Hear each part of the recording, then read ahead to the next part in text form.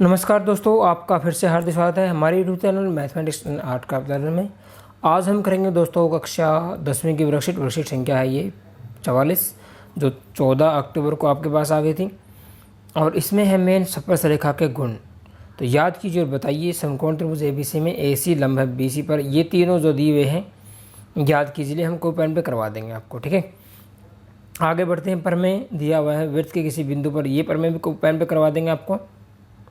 और जो प्रमेय 2 है ये भी समझा देंगे थोड़ा बहुत जितना भी होगा। प्रूव करना तो इसमें देर का है, हम सिर्फ बता देंगे कि इसका यूज क्या होगा आगे। उदाहरण 1 दिया हुआ है, 2 दिया हुआ है, ये दोनों उदाहरण आप खुद से कर लेना। 3 भी दिया हुआ है क्योंकि इनके सॉल्यूशन दिए हुए हैं। लेकिन यहाँ पे देखिए थोड़ा सा स्वयं प्रयास कीजिए। जो पहला क्वेश्चन है ये हम आपको करवाएंगे, दूसरा तीसरा तीनों के तीनों क्वेश्चन हम आपको करवाएंगे कॉपी पेन पे। तो चलिए स्टार्ट करते हैं, वीडियो को एंड तक देखना है। काफ़ी अच्छा बेसिक दिया हुआ है, आपको अच्छे समझ में आ जाएगा। तो चलिए स्टार्ट करते हैं। तो चलिए दोस्तों याद कीजिए, वो में देखिए आपका पहला जो पॉइंट है क्या दिया हुआ है। इसने दिया है एक समकोण त्रिभुज ए बी सी में एसी लंब है बीसी पर। तो एसी लंब है बीसी पर, ये एसी हो गया, बीसी पर लंब है तो ये बीसी हो गया। ठीक है, एसी बीसी पर लंब हो गया, सही बात है भाई। ये समकोण त्रिभुज है तो ये लीजिए हमने समकोण त्रिभुज बना दी। अब इसमें क्या बोल रहा है कि तो पाइथागोरस प्रमेय के अनुसार बताना है कि किसका स्क्वायर किसके इक्वल होगा। तो हमें पता है ये क्या है, कर्ण। तो ये कर्ण का स्क्वायर किसके इक्वल होगा, एसी का स्क्वायर प्लस आधार का स्क्वायर। एसी क्या है, लंब, लंब का स्क्वायर प्लस आधार का स्क्वायर, ये हो जाएगा आंसर। ठीक है, दूसरा क्वेश्चन देखिए। दूसरा, इसमें सकेंद्रीय वृत्तों के समान होते हैं। क्या समान होते हैं सकेंद्रीय वृत्त? सकेंद्रीय वृत्त जिनका केंद्र एक ही हो। जैसे एक वृत्त हो गया ये पहला था आपका। दूसरा, एक वृत्त का केंद्र हो गया ये ए। ठीक है, और दूसरे वृत्त का भी केंद्र क्या हो, सेम ही हो, तो दूसरा वृत्त इसके ऊपर को आएगा। ठीक है, दोनों का केंद्र क्या होगा, सेम, तो ये सकेंद्रीय वृत्त कहलाते हैं। तो इनमें क्या सेम होता है, तो क्या आ जाएगा आपका ब्लैंक में केंद्र। ठीक है, तीसरा देख लीजिए। तीसरा दोस्तों, चतुर्भुज के आंतरिक कोणों का योग कितना होता है। चतुर्भुज ये आपकी चतुर्भुज होगी, कोई भी चतुर्भुज हो सकती है, आयत होती है, वृत्त, कुछ भी हो सकता है, ये भी हो सकती है। ठीक है, तो इसके कहने का मतलब है इनके आंतरिक कोणों का योग कितना होता है। थोड़ा सा गला खराब हो गया। तो देखिए दोस्तों, इसका कहने का मतलब था कि जो चतुर्भुज है उसके आंतरिक कोणों का कितना होता है। तो कितना होता है दोस्तों, 360 डिग्री होता है। आगे बढ़ते हैं, इसी में प्रमेय दिया हुआ है, प्रमेय को भी अच्छे से देख लेते हैं क्योंकि ये बहुत ही इंपॉर्टेंट है, ये समझानी बहुत ज़रूरी है आपको। प्रमेय पहला दे रखा है, इसने वृत्त के किसी बिंदु पर स्पर्श रेखा स्पर्श बिंदु से जाने वाली त्रिज्या पर लंब होती है। इसने कहा है वृत्त के किसी बिंदु पर स्पर्श रेखा, यहाँ पर देखिए ये स्पर्श रेखा है। ठीक है, ये मान लिया इस वृत्त की स्पर्श रेखा, ये वृत्त बना रहा हूँ मैं यहाँ पे। ठीक है, ये वृत्त हो गया, तो ये इस बिंदु पर स्पर्श रेखा। तो ये बोल रहा कि त्रिज्या पर क्या होती है, ये लंब होती है, ये 90 डिग्री एंगल होता है ये। ठीक है, तो ओ पी लंब हो जाएगा ए बी पे, इसके कहने का मतलब ये है। ठीक है, ओ पी लंब है ए बी पर। ये यूँ कहिए, ये अगर पी है तो कोण पी कितना होगा, 90 डिग्री होगा, ये कहने का मतलब इसका। ठीक है, ये आपका प्रमेय था, प्रूफ इसमें दे रखा है। दूसरा प्रमेय है, बाह्य वृत्त से खींची गई स्पर्श रेखाओं की लंबाइयाँ बराबर होती हैं। ठीक है, ये अब तो पीछे भी कर चुके हैं। बाह्य वृत्त से बाह्य बिंदु से वृत्त पर खींची गई स्पर्श रेखाएं, ये प्रमेय आपका 2 है। ये काम आएंगे दोनों के दोनों, इसलिए मैं करवा रहा हूँ आपको।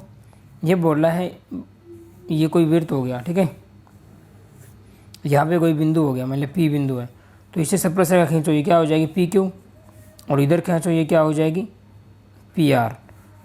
ठीक है, तो ये बोला पी क्यू और पी आर दोनों क्या होंगे, बराबर होंगे, इनकी लंबाइयाँ बराबर होंगी। इसका कहने का मतलब ये था। ठीक है, अब क्वेश्चन स्टार्ट कर लेते हैं। तो स्वयं प्रयास कीजिए में देखिए।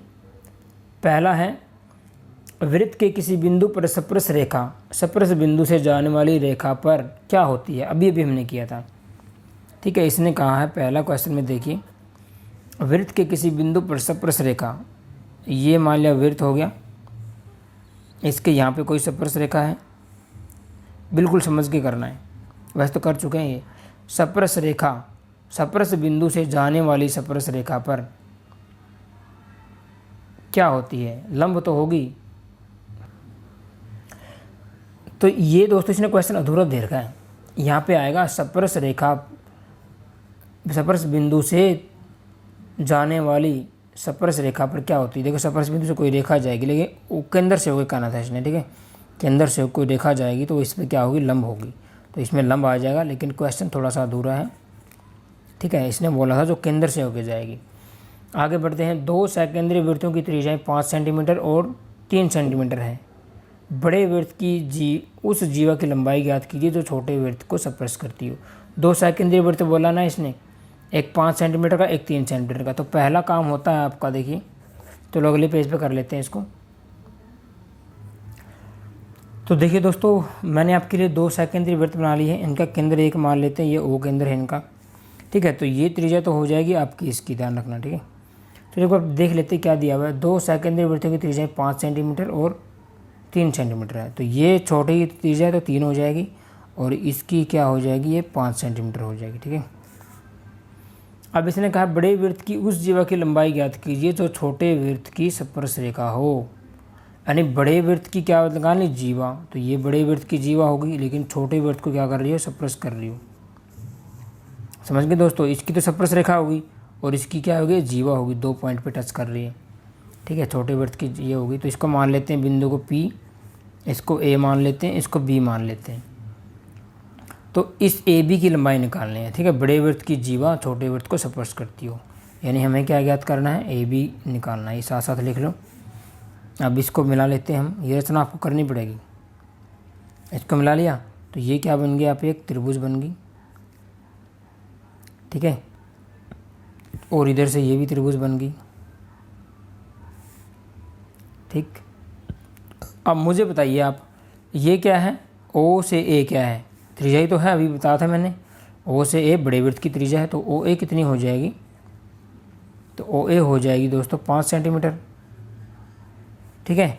ऐसे ही मुझे बताइए OB कितनी हो जाएगी? OB भी कितनी हो जाएगी? 5 सेंटीमीटर। और OP क्या है? OP छोटे वृत्त की त्रिज्या है, तो OP कितनी हो जाएगी?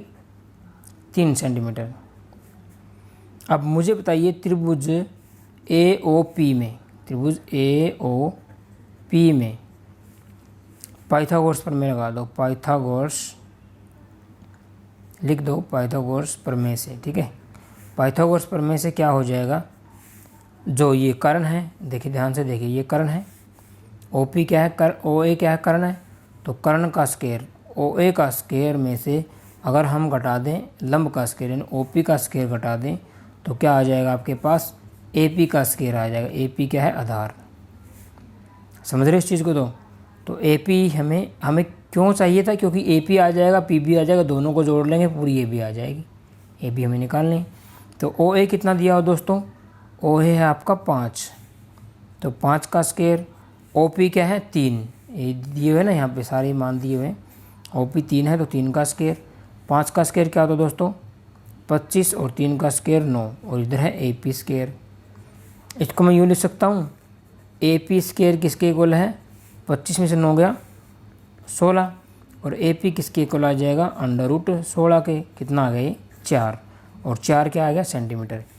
AP आ गया। अब मुझे PB चाहिए। PB के लिए मैं क्या कहूँगा? त्रिभुज POB में, ठीक है। POB में वही पाइथागोरस प्रमेय लगा देना आप, ठीक है। क्या हो जाएगा? पाइथागोरस प्रमेय से PB निकालना ना, तो लिखेंगे PB स्क्वायर किसके इक्वल हो जाएगा? कर्ण के स्क्वायर में से, OB स्क्वायर में से हम क्या घटा देंगे? लंब का स्क्वायर घटा देंगे। लंब क्या है? OP, और OB की वैल्यू दी हुई है 5, और OP की वैल्यू दोस्तों 3 दी हुई है। 3 का स्क्वायर, 5 का स्क्वायर 25, और 3 का स्क्वायर 9, और 25 में से 9 गया दोस्तों 16। तो PB स्क्वायर किसके इक्वल आ गया आपके पास? 16 के इक्वल। और हमें PB चाहिए है, तो ये वर्ग है, उस साइड जाके वर्गमूल हो जाएगा, और 16 का वर्गमूल कितना होता है? 4। 4 क्या आ जाएगा? सेंटीमीटर। अब मुझे बताइए AB किसके इक्वल था दोस्तों? AB था AP plus PB, AP plus PB के इक्वल। ए पी कितना आपका अभी निकाला था ना, ये ए पी था, ए पी भी 4 आया था और पी बी भी 4 है, तो 4 4 कितना आ गया 8 सेंटीमीटर उत्तर आ जाएगा। ठीक है, तो बड़े वृत्त की जीवा जो छोटे वृत्त को स्पर्श करती है उसकी लंबाई कितनी आ जाएगी 8 सेंटीमीटर उत्तर आ जाएगा। अब क्वेश्चन नंबर 3 की तरफ बढ़ते हैं। 3 ऑप्शन वाला है। देखिए 3 क्वेश्चन क्या है, 3 क्वेश्चन में भी आपका एक प्रमेय पूरा होता है। यदि एक पढ़ लो इसको पहले, लेफ्ट साइड देखिए। यदि एक वृत्त बिंदु P से O केंद्र वाले किसी वृत्त पर PA PB स्पर्श रेखाएं, एक बिंदु P से O केंद्र वाला वृत्त है, तो पहले ही काम कर लेते हैं। देखिए यहाँ पे कोई बिंदु P है,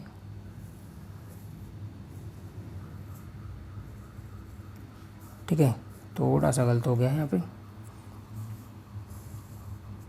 ये बिंदु P है, इससे क्या बोला इसने PA, और यहाँ पे क्या है PB। ठीक है, PA और PB दो स्पर्श रेखाएं होगी, परस्पर 80 डिग्री के कोण पर झुकी हुई हैं, तो PA और PB यहाँ पे कितने का कोण बना रही 80 डिग्री कोण पर झुकी हुई हैं। ठीक बात है, तो POA किसके बराबर होगा, POA ये O वर्त वाला केंद्र था ना, तो ये पूछ रहा है ये POA किसके बराबर होगा। ठीक है, ये वाला कौन पूछ रहा है, POA ये वाला निकालना हमें, इसको मान लेते हैं, कुछ मत मानो, इतना लिख लो POA किसके बराबर होगा, ये हमें ज्ञात करना है। तो देखिए क्वेश्चन में, तो चलिए दोस्तों देखिए, वीडियो थोड़ी लंबी होगी कोई बात नहीं, लेकिन आपको अच्छे समझ में आना चाहिए, आप लास्ट तक देखना, आपको बहुत अच्छा क्वेश्चन है, बहुत ही इंपॉर्टेंट क्वेश्चन है। मुझे बताइए POA निकालना है आपको। ठीक है, तो अगर मैं कहूँ ये 90 डिग्री है, ये हमने अभी भी किया था पीछे कि ये त्रिज्या है, त्रिज्या स्पर्श रेखा पर लंब होती है, ऐसे ये OB भी त्रिज्या है, इस पर लंब होगी, ये भी 90 डिग्री आ गया। ठीक है, ये 90 डिग्री आ गया। अगर हम ये कोण निकाल लें, ठीक है, तो त्रिभुज PAO में ये कोण निकाल लेंगे तो ईजिली आ जाएगा। अब देखिए कैसे निकालेंगे, त्रिभुज POA व त्रिभुज PBO, जो भी आप लिखना चाहो, POB लिखो, PBO में, इसमें देखिए PO दोनों में उभयनिष्ठ है, तो PO बराबर है PO, क्योंकि क्या लिखोगे उभयनिष्ठ है। ठीक है, ऐसे ही मुझे बताइए A और B एंगल इक्वल हैं, क्यों इक्वल हैं, क्योंकि दोनों क्या है 90 डिग्री के हैं। ऐसे ही AO बराबर OB, सोचिए क्यों, ये AO OB के बराबर है, क्यों, क्योंकि दोनों क्या है वृत्त की त्रिज्या है, एक ही वृत्त की त्रिज्या होगी ना भाई, ये OB भी त्रिज्या है और ये भी त्रिज्या है इस वृत्त की। ठीक है, तो बात सही है हमारी। तो अब मुझे बताइए दो कोण बराबर हैं, सॉरी 2 भुजाएं बराबर हैं और एक कोण, तो SAS नियम से साइड एंगल साइड नियम, यानी भुजा कोण भुजा नियम से क्या हो जाएगा, नियम से जो त्रिभुज POA थी वो सर्वांगसम हो जाएगी PBO के। ये हम कर चुके हैं, इसलिए इसका यूज़ किया मैंने, तो सर्वांगसम होगी तो कोण भी बराबर होंगे। ठीक है, कोण बराबर होने का मतलब है कि अगर इस कोण को मैं 1 मानूं और इसको मैं 2 मानूं, ठीक है, ये इस त्रिभुज का वो उस त्रिभुज का, तो इसलिए क्या हो जाएगा बाई CPCT। ठीक है, समरूप त्रिभुजों के संगत भाग बराबर होते हैं, सॉरी सर्वांगसम त्रिभुजों के संगत भाग, तो CPCT से क्या हो जाएगा कोण 1 बराबर 2 के। अब मुझे ये बताइए कोण 1 और 2 दोनों 80 डिग्री के हैं, तो दोनों कितने हो जाएंगे 40-40 डिग्री के हो जाएंगे, बराबर है ना दोनों। ठीक है, थोड़ा सा पेज पढ़ लेते हैं, या मैं इधर ही चलो पेज पढ़ लेता हूँ, अलग पेज पे आपको समझा देता हूँ ताकि आपको समझ में आ जाएगा अच्छे से। ये इसको यूज़ करेंगे, बार बार जरूरत पड़ेगी इसलिए। ठीक है, अब मुझे बताइए यहाँ पे थोड़ा सा ऐसे कर लेते हैं इसको, क्योंकि इसकी बहुत ज़रूरत पड़ेगी इस फिगर की, दोबारा तो बना नहीं पाएंगे। चलिए दोस्तों, मैंने आप लोगों की हेल्प के लिए इस POA को यहाँ बना लिया, POA बना लिया, ये 90 डिग्री है 40 डिग्री। ठीक है, अब इसको भूल जाते हैं पीछे वाले को। तो अब देखिए इसमें हमें ये निकालना है, ये कोण निकालना है, तो हमें POA निकालना है। हम जानते हैं POA प्लस 40 डिग्री और प्लस 90 डिग्री, तीनों कोणों का योग क्या होगा 180 डिग्री, ये हम तो सभी को पता है। तो POA क्या हो जाएगा 180 डिग्री में से दोनों घट जाएंगे, तो दोनों को जोड़ लो, 9 और 4 13, 130 घट जाएगा। ठीक है, तो POA की वैल्यू कितनी आ गई दोस्तों 50 डिग्री उत्तर आ जाएगा। ठीक है, तो कौन सा ऑप्शन आ जाएगा, ए ऑप्शन आपका उत्तर हो जाएगा। तो आज की वीडियो में इतना ही, मुझे लगता है अच्छे समझ में आए होंगे। तो वीडियो को लाइक करें और अपने दोस्तों को शेयर करें ताकि वो भी घर बैठ के आसानी से सीख सकें।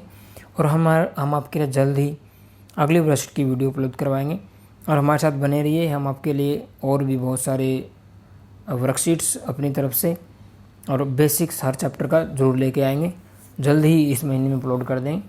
तो thanks for watching, bye bye friends.